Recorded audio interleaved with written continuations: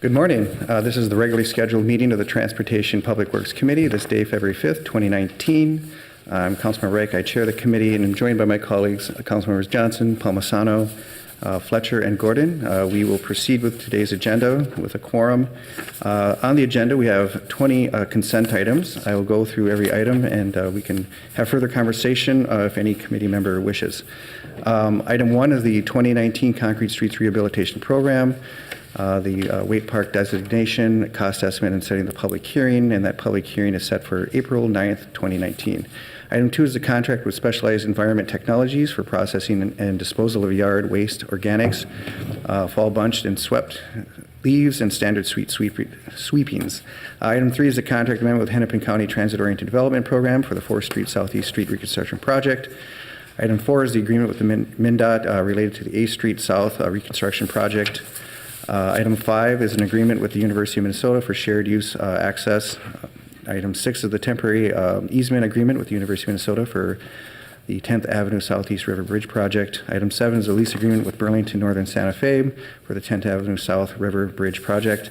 Item 8 is the bid for Mid-City Industrial Reconstruction Project Phase 2. Item 9 is the Special Service District appointments, and there's a whole series of those listed.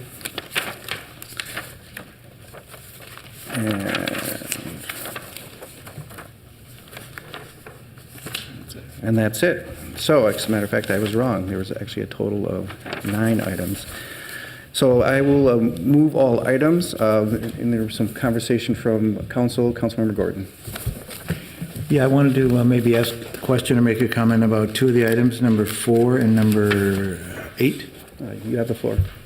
All right, number 4 is our agreement with Minnesota Department of Transportation, and I just wanted some clarity. This is going to be a pretty big project. A lot of people are looking at it, and I actually was contacted by folks about both of these issues, mostly having to do with small underutilized business and workforce representation. And in terms of this is authorizing an agreement with the state, and that's going to come back to us, and so we're going to get another opportunity to look at workforce goals and small and underutilized business program. Is that correct?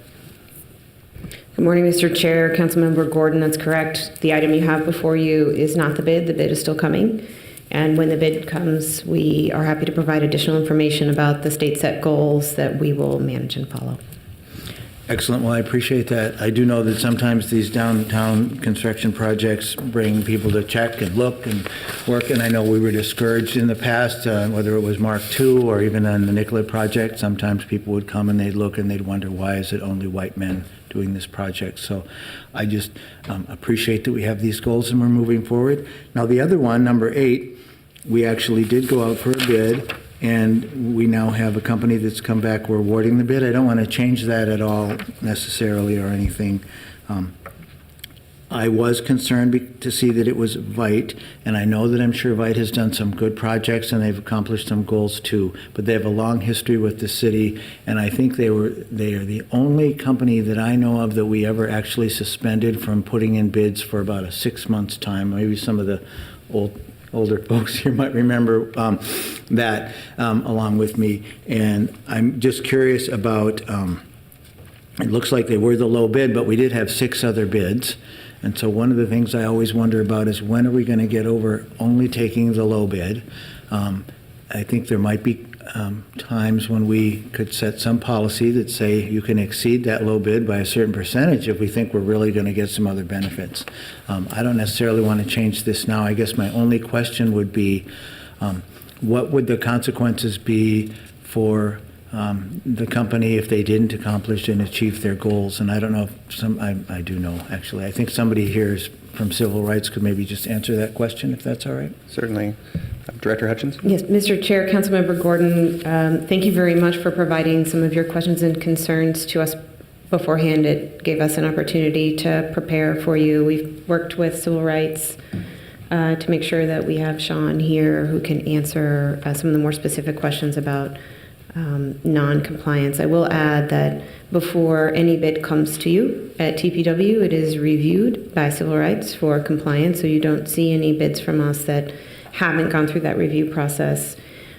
the best person to answer your specific question about noncompliance is Sean, and I'll ask him to do that now. Thank you. And I'll just note that was clear from the report. It had gone through the process. It was signed off on by Civil Rights, and even the goals are listed in the RCA. So I really appreciated that. So just maybe tell us what we do to make sure they're accomplishing the goals and some consequences.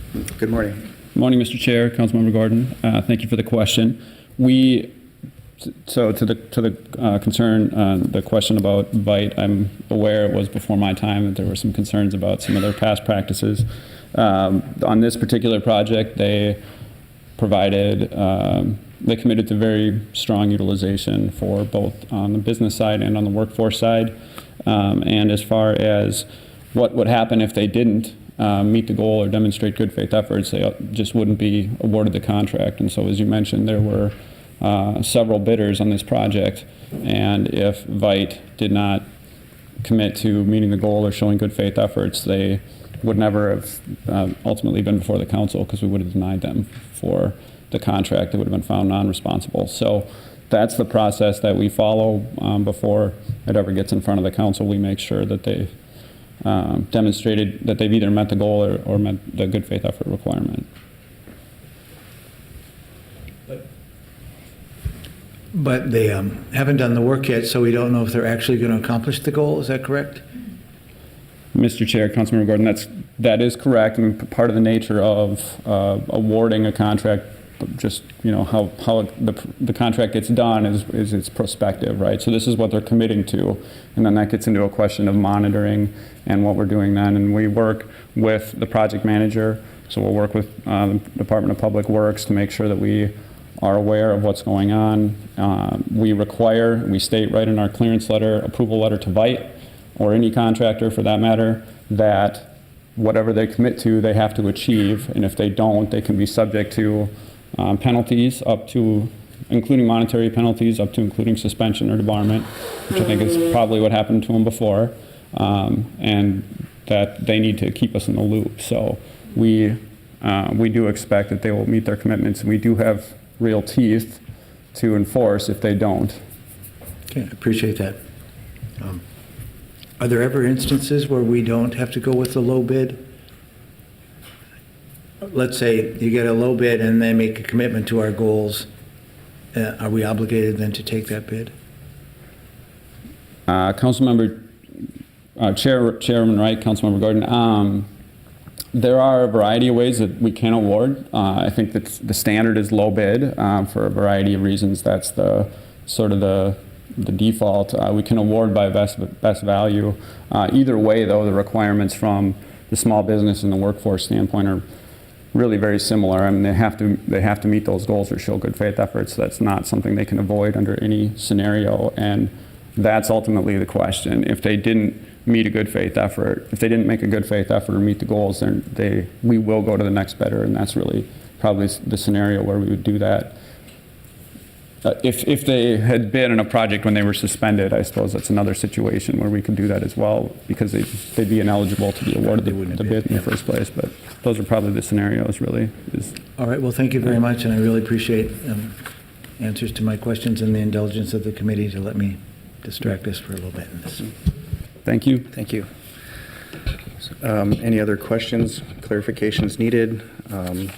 So we have all the items before us, illuminated with the questionings from Councilmember Gordon. All in favor say aye. Aye. Dissenting name. Those carry, and we are done with today's agenda. We are adjourned.